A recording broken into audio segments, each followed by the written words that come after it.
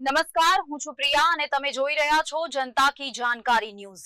નજર કરીએ આજના સમાચાર। ભાજપ નર્મદા દ્વારા સ્થાનિક સ્વરાજ્ય ચૂંટણી માટે રાજપીપલા શહેર અને નાંદોદ તાલુકામાં સેન્સ પ્રક્રિયા હાથ ધરાઈ।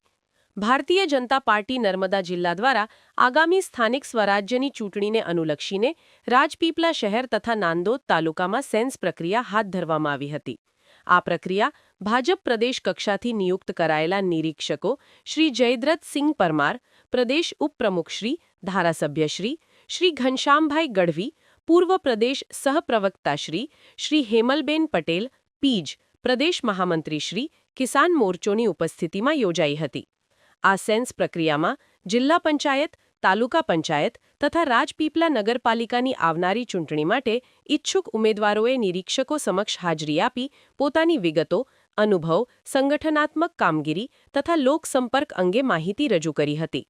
ભાજપ દ્વારા યોજાયેલી આ પ્રક્રિયા સંપૂર્ણ પારદર્શક રીતે હાથ ધરવામાં આવી હતી અને તેમાં સંગઠનના આગેવાનો તેમજ કાર્યકરોનો પણ ઉત્સાહપૂર્વક સહકાર જોવા મળ્યો હતો।